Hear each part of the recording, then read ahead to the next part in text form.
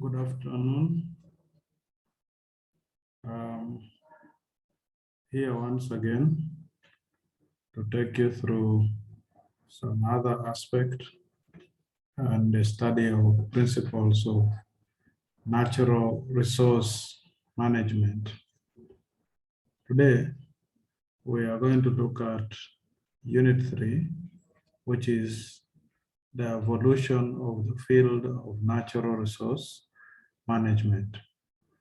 Here, you will be exposed to the history of the natural resource management field, especially looking at how communities have been interacting with the natural resources in the time before colonization or before industrialization, in the time during colonization or during industrial period, and also their interactions with the natural resources in the time after colonization or post-industrial period, which is something like the present day. How are we interacting with the natural resources presently? That's what we are going to be looking at today. So what could be the learning outcome? At the end of this unit, you should be able to describe how the natural resource management field evolved over the years. Now, for both the developed and the developing countries, the natural resource management field has been late and slow. It has taken long for us to realize that there is need to actually manage natural resources. And even when it has taken long, it is still slow to catch up in most of our countries. Some people, even up to today, think that there is actually no need to manage the natural resources. So before 1960s, aspects of natural resource management could only be studied in agriculture, forestry, soil science, and in the wildlife conservation schools. This, of course, was taking place in the developed world. That was sometime before 1960s. But you can imagine that even in the developed world, you'll find that issues relating to natural resource management could only be covered under agriculture, under forestry, under soil science, and in the wildlife conservation school.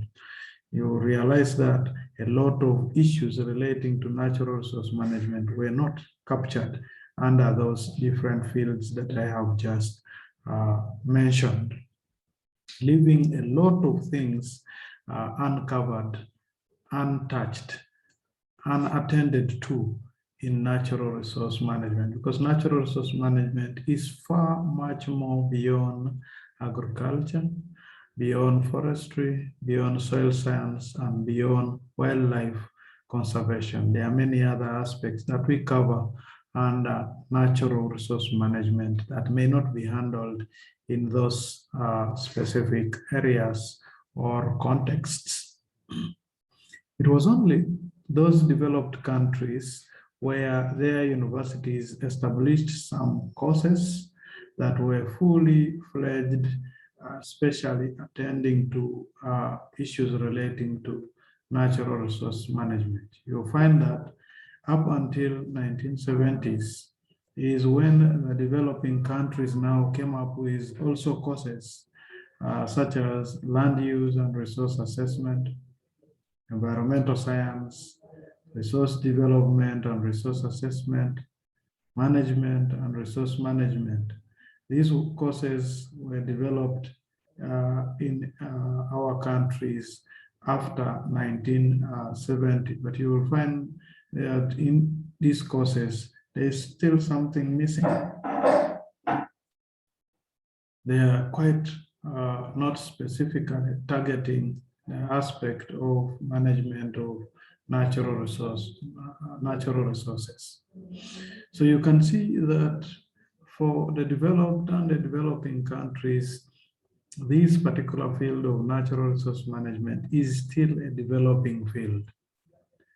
For us in the developing world, even if we have now courses that are targeting management of natural resources as part of the concepts that are taught under those courses, there is still need for us to develop how completely come up with some courses that target natural resource management as a separate field of study.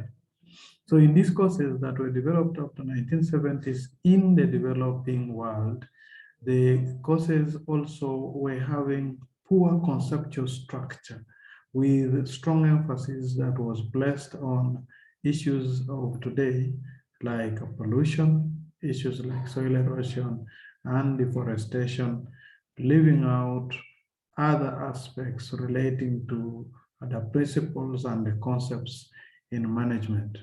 In the developed countries, the theoretical basis of resource management was later on clarified by a number of proponents, such as Zimmerman in 1951, Fire in 1960, Oriadan in 1971, and Bruce Mitchell in 1981. Of course, none of these texts also presented adequate analysis of natural resource management problems and strategies in developing countries.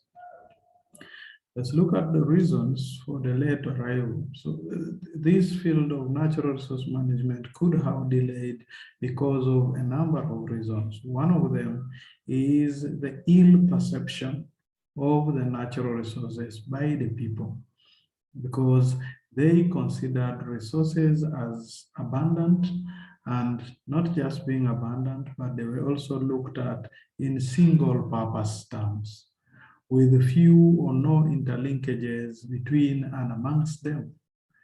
Most times, the associated resources with natural resources. Because in my earlier definition, I said that these resources are not only natural, we are also looking at other parts of the environment, like the built environment.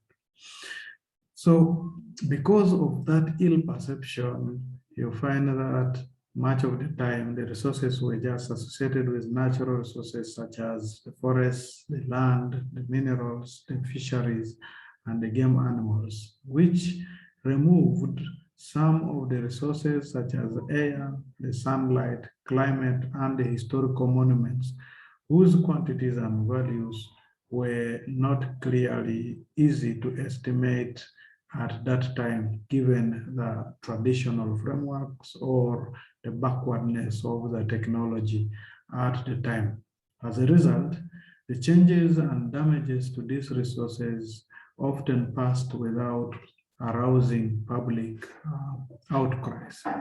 It was not until the 1960s that fears of increasing resource scarcity, awareness of human ability to destroy, and inability to substitute for all resources that prompted concerns from the public and institutions associated with a natural resource use. So that was one reason. The other reason is that in developing countries, it was seen as a need for environmental equality, which to them was actually limiting economic growth. And people talk about environmental quality, they talk about not cutting trees, having clean water. You find most times the perception by the public, by individuals, by the communities, is that we are simply interested in saving the environment or having the environment conserved, and this conservation of the environment to them would limit economic growth, limits also provision of better services, or to them it stops economic growth and provision of better services and conditions for health and education. So this could have been a reason as to why also this field of natural resource management could have delayed in the developing world. So governments did not do anything whenever there was a call for effective natural resource management. The other reason is that there was poor developed means of passing information about our environment to the grassroots levels. It was really not easy at that time. The radios, the televisions, the newspapers were poorly developed at that time. So passing on information was really a little bit challenging at that time. The last but not least is that most cities in developing countries were relatively small and less industrialized, so they did not show any signs and symptoms of environmental degradation. And of course, for somebody to find reason to manage environment, they must first of all see the destruction that has happened. If it has not happened, then they may not see reason as to why they actually need to step in and save the environment from destruction. So because these signs of this deterioration were not evident in the developing world at that time, this could be reason enough for people at that time not to think about conservation of the natural resources. So the above reasons made developing countries look at environmental management as a mere conspiracy of the industrialized or developed nations to restrain growth and development of developing countries. So what really happened in the different periods in relation to natural resource management? For the period before industrialization or before colonization, it was a period that was characterized by a number of things. The way communities interacted with the natural resources was in such a way that you'd find that because of poor technology, the communities had limited ability for resource exploitation.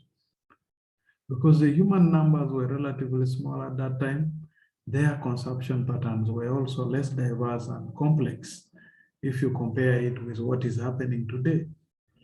Also, human ability for resource appraisal and exploitation was poorly developed. People were unable to assess whether a resource is existing in an area or not. And even if it existed, you would find that the technology to establish whether it's existing in that area was not there. And if it was there, if the resource was actually in that place, you would find that maybe there wasn't a technology to exploit such a resource. So some of the resources were either underutilized or not utilized at all. In the time before colonization, the money economy was not it was poorly developed. So the means for transaction was basically barter trade. Well, the last one, in the characteristics for communities in the developing countries during the time before colonization or before industrialization, is that resource exploitation remained labor intensive. Because with poor technology, with limited human numbers, you'd expect that for work to be done, then it requires much more labor. And resources were allocated according to the beliefs of the people in that particular area. So this is what characterized communities in the time before colonization. These characteristics simply imply that there was a harmonious relationship between the population and nature. There was less destruction of the environment. In the period during colonization, there was a major shift in resource management. In Western Europe, for instance, this period was of great technological advancement, and societies had the ability to exploit resources that initially were hidden beyond human exploitation. At this period, you would find that minerals would be extracted in larger quantities, especially in deeper mines. Timber and other forest resources could be exploited in bigger quantities. Fishing could be undertaken in distant and deeper waters. A resource scarcity in one community could be counteracted with importation from elsewhere. In developing countries, however, resources were rarely perceived as abundant by indigenous communities. Their technological advancement was still slow and low. Even some countries like India, where technological development was relatively fast, resources were not perceived as absolutely abundant because of the effects of high rates of population growth and the escalating demand for more and diverse resources. In places where acquiring of technology was backed up by political power, for instance, in pre-independence Kenya, colonial Zimbabwe, pre-independence South Africa, in these places, there was large-scale commercial exploitation by some individuals. In Kenya, for instance, the white settlers operated large farms, plantations, and ranches. Therefore, in developing countries, this colonial period introduced a growing and preferential emphasis on cash crops, which were grown especially for export. I think during this time, even in Uganda, we also had cash crops. Everyone would know that if you want cotton, then you have to go to the eastern part of Uganda. Everyone knew that if you wanted coffee, then you would have to move to parts of Bugisu and parts of Buganda in Uganda. These were examples of the cash crops that we had in Uganda at that time during the colonial period. Things have changed anyway today. Today you will find that it will be very difficult for you to talk about cotton as a cash crop in the eastern part of Uganda. Whatever has happened could be associated to things relating to climatic changes, things relating to change in rainfall patterns, things relating to price fluctuation, among others. So during the industrial period in developing countries, there was little knowledge that existed and there was little consideration that was paid by the Western managers to the delicate linkages among different types of resources. Generally, this particular period was a period of overuse and misuse of resources. That was the major characteristic of this period. Remember, in the discussion about this colonial period, I said that this was a period of technological advancement, population increase, operation of large farms, plantations, ranches, and so on. These are all signals of overuse and misuse of resources. During this period, colonial administrators came up with some resource management policies. Now, these policies focused on protection of a few public domains. In India, the British declared some forest areas as conservancies. These were protected to maintain soil stability and control surface runoff, while in other countries, they encouraged strip farming, forests, and grasslands as resource development policy.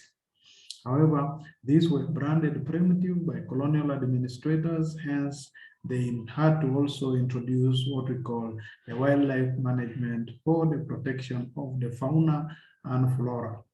The flora is the plants and the fauna refers to animals. So they came up with four major strategies, that is the national parks, the game reserves, the national reserves, and the forest reserves. These are the wildlife conservation strategies that were established by the colonial administrators during the colonial period. Let's look at them in turn. The national parks is the first strategy. This, according to Lusigi in 1989 and the IUCN in 1982, IUCN is the International Union for Conservation of Nature. They defined national parks as relatively large areas where one or several ecosystems are not materially altered by human exploitation and occupation, where plant and animal species, geomorphologic sites, and habitats are of special scientific, educative, and recreative interest, or which contain a natural landscape of great beauty. This simply tells us that these areas are areas which are very big, they are large areas, and in these areas we find several ecosystems. An ecosystem is any unit of environment that consists of both living and non-living things interacting together in harmony.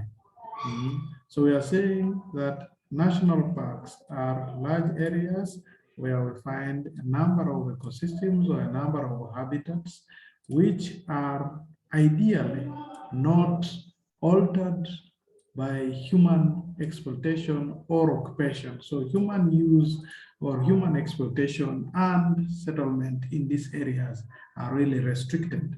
And this area has to be left for different plants, different animal species, for the relief of the area and the habitats, so that we can be able to benefit in terms of scientific purposes, in terms of education, in terms of recreation, and others, including, of course, acting as the tourist attraction.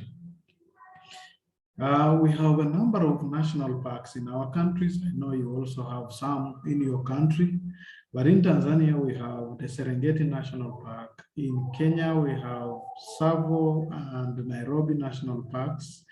In Uganda, we have Murchison Falls, Rwenzori National Park, Mount Elgon National Park, Lake Mburo National Park, Bwindi Impenetrable National Park, Kidepo National Park, among others. All of these parks were established in areas of low agricultural potential due to problems of drought and aridity, or because of tsetse infestation. In other cases, national parks were established in order to provide a buffer zone between the warring tribes. I think we also have an example of this, the Kidepo National Park up there in the map of Uganda. You'll find that it's in the top right corner of Uganda. That's around Karamoja area in Uganda. That Kidepo National Park could be established in that area as a buffer to stop the Karamoja rustlers from crossing, or Karamoja warriors from crossing to other parts of that particular area. So this national park was established to reduce that kind of interaction between the Karamojons, especially the negative interaction between Karamojons and the neighboring areas from the other side of Kenya and the other side of South Sudan, even some parts of Uganda. However, in the mid-1970s, there were problems that came up. Even if colonialists had an idea that these parks should be established in areas which are not good for agriculture, areas that have prone to drought, arid areas, tsetse infested areas. You can see the interest of the colonial administrators at that time was to establish these national parks in areas that there would be no conflict of interest.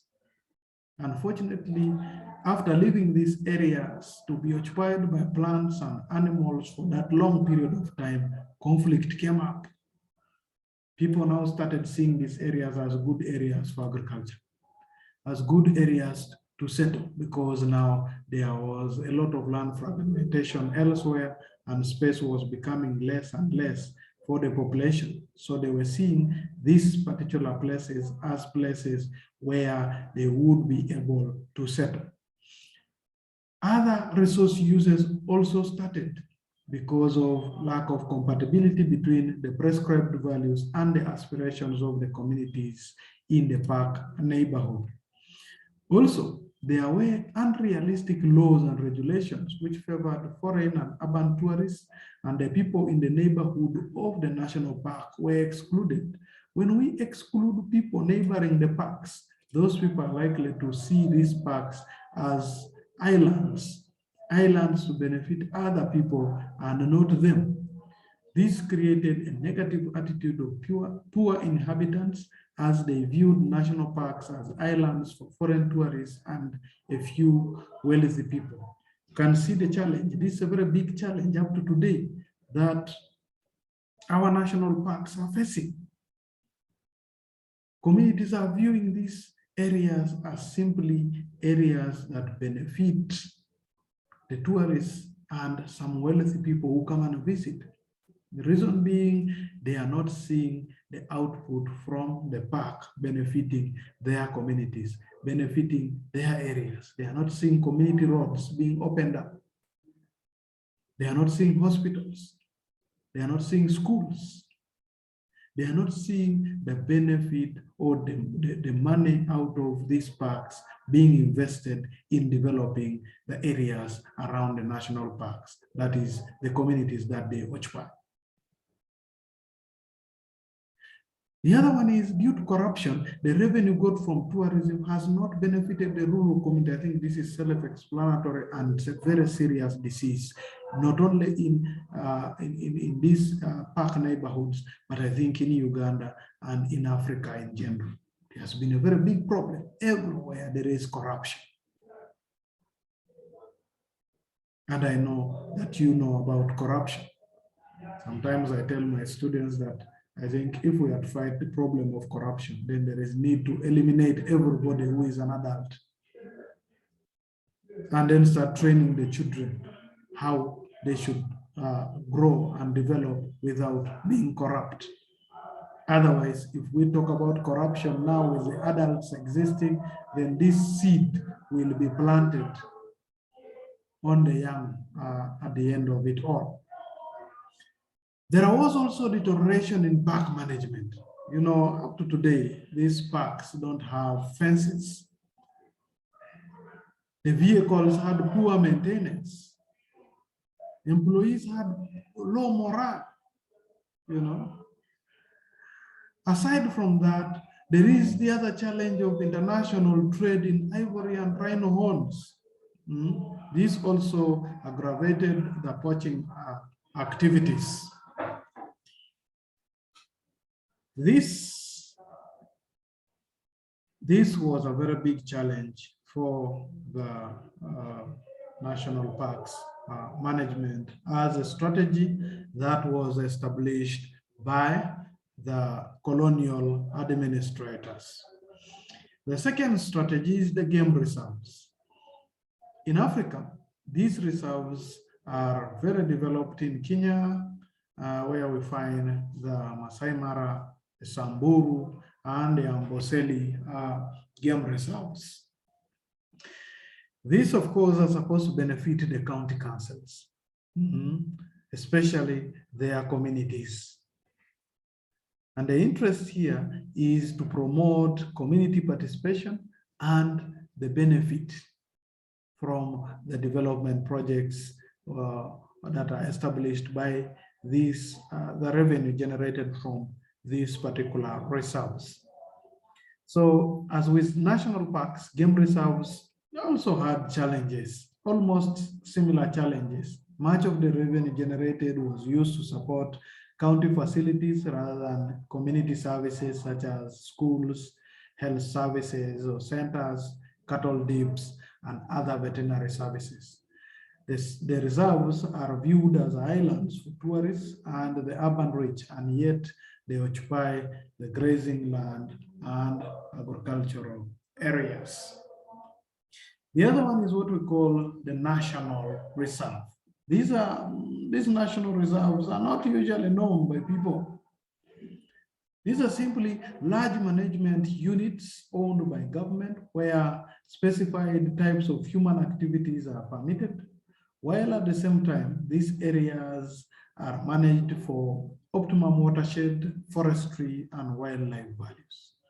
Practices such as logging for timber, cultivation, grazing of livestock are accepted, but in a controlled manner, so as to ensure that we sustain the natural qualities of the resources within these areas. These have failed because of political pressure, which has led to permanent allocation and encroachment of human settlement into these national reserves. You know, if I'm to make it a little bit simpler, for Uganda's case, you know, we have a national reserve almost in every parish, every sub-county, every district of Uganda. This land, you'll find it referred to as the land that belongs to the parish chief. That's government land. The land that belongs to the sub-county chief, that is government land. The land that belongs to the town council, that is government land. So you find that as the parish land, the sub-county land, the district land is being developed, it does not develop all at once. It will start developing from a certain side, but a certain side may remain empty. That empty area is a reserve that we are referring to. In Kampala, after the development of industrial area up to maximum capacity, Namamve in industrial, Namamve, as you move towards Mukono district, has been degazetted to act as an industrial park. So much of the industrial development now in Uganda is taking place in that Namamve area. That Namamve area is an example of a national reserve. After the genocide in Rwanda in 1994, many of the Rwandans moved into Uganda, and Uganda had to accommodate those Rwandans, not in an individual's land, but in the government land. That government land is an example of what we call a national reserve. Of recent, when we had a volcanic eruption in the Congo, many of the Congolese moved into Rwanda, moved into Uganda. Those Congolese had to be accommodated by these countries in the land that belongs to the government. Because of the insurgency, the conflict in the South Sudan, most of the South Sudanese had to seek refuge in Uganda, in Bidibidi, in many camps in West Nile. They had to be accommodated by the people in West Nile, by the government of Uganda in West Nile, in the land that belongs to the government. At one time, if I'm not mistaken, in 2011, we had a landslide in the Bugisu sub-region, Mount Elgon to be specific. Many Bagisu people were moved by this landslide. They were displaced. Government had to find space in Kiriandongo for these affected people to be settled. Government had to do this in the land that belongs to the government, what we call a national reserve. To put the point of political pressure to rest, you find that people who have moved from the Congo, from the South Sudan, from Rwanda, when they enter in our countries, sometimes because of political pressure, they may end up settling in those areas permanently. That's food for thought for you. The other challenge that these national reserves faced is they lacked management capacity. There are no people monitoring these areas. Find people can enter in these areas and do whatever they want, and nobody will stop you. So because of this, the resources in these areas are lost once and for all. Encroachment is really so much in these national reserves. Government and mass media also gives much attention and publicity to national parks, which leaves national reserves in inferior status. The last strategy that was developed by the colonial administrators during the colonial period is the forest reserves. Just like the national parks, forest reserves are one of the most widespread and important resource management strategy that was introduced in Africa during the colonial period.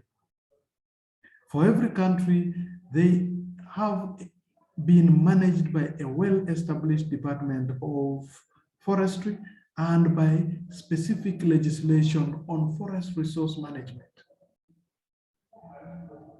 This is the reason as why this has been a very successful strategy.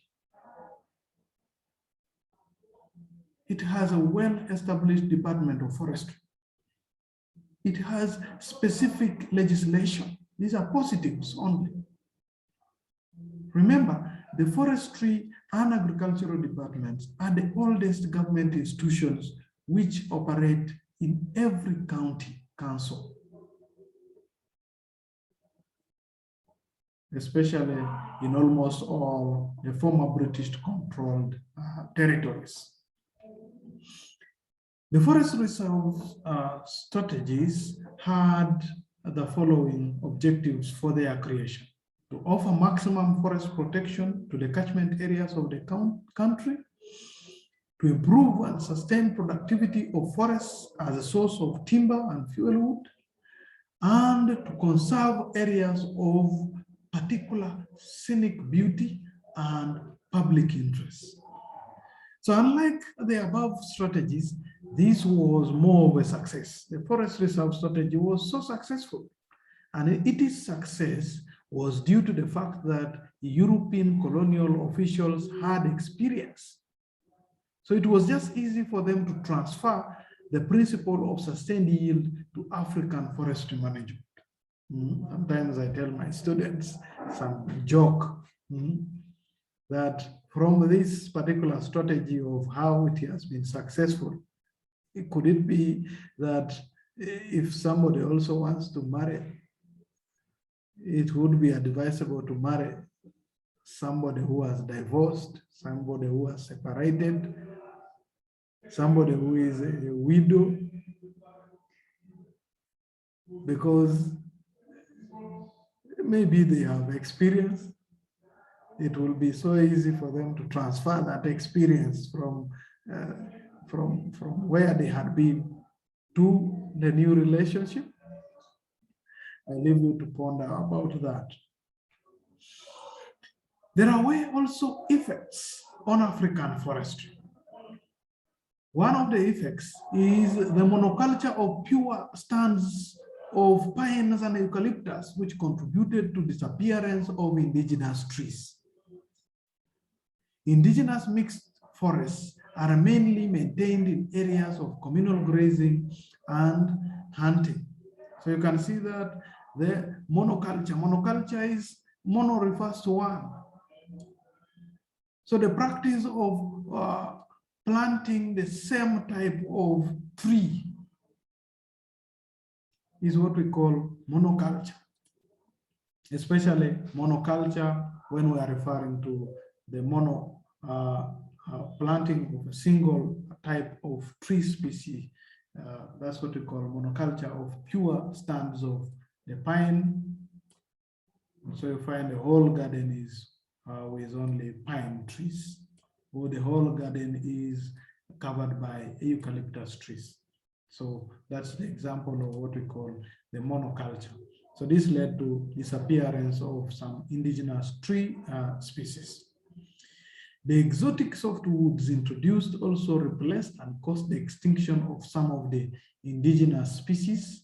And as a result, species diversity has also been lowering, as well as ecological resilience in the natural forests of Africa. So these are some of the challenges that African forestry has faced due to the introduction of some tree species by the colonial masters or colonial administrators. Finally, is what we call the post-industrial or post-colonial period. In the period before colonization, the period during colonization, there were a lot of mistakes. These mistakes, we are addressing them now. Even attending this class is part of the solution to the mistakes that have already occurred. Environment has already faced a lot of challenges. There has already been a lot of destruction in place.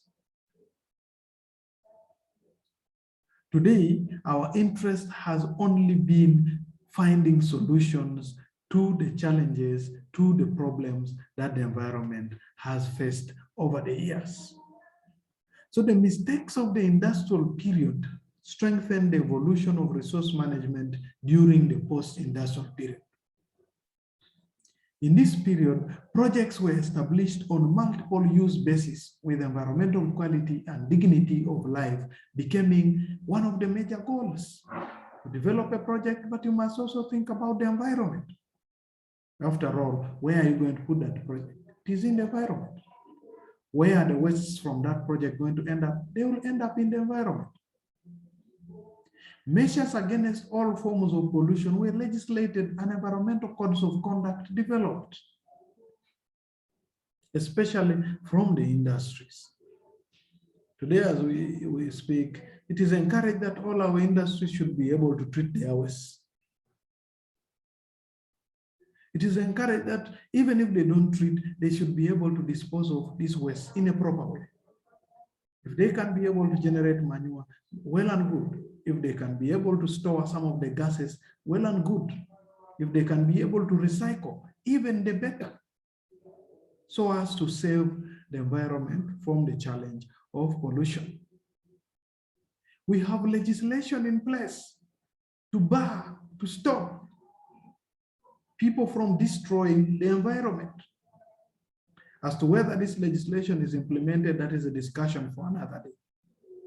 But let's look at the intention of legislation is to really ensure that our use of the environment is that use that does not lead into as much destruction as possible to the environment. By the 1970s, many of the universities had developed, in developed countries, had started to offer resource management as a course of study and a major research field.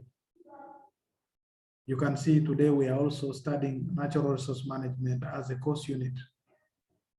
In many of our universities in Uganda, we have over 55 universities in Uganda. Many of them are offering environment management as a separate course of study. More so, environmental issues have become interdisciplinary. This is attracting engineers, agricultural scientists, geneticists, economists, geographers, wildlife biologists, and many others. Environmental issues are issues that are cross-cutting. They affect almost everybody, if not everyone. During this time, resource management started to focus on protection of environmental quality and the establishment of guidelines of public and private use of the common property resource, such as air, water, landscape, and the historical monuments.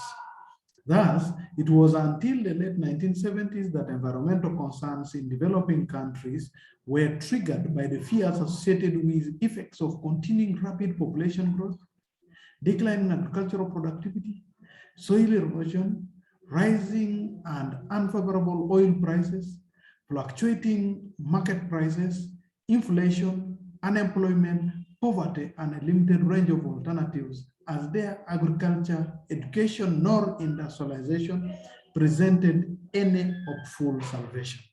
It was these worrying developments that justified the examination of resource management in developing countries today. That's where I want us to end today. Some of the questions that you should look at is the strategies introduced during the colonial period became a white elephant projects, elaborate. The other one is briefly describe the history of the natural resource management field. I thank you. Have a nice day.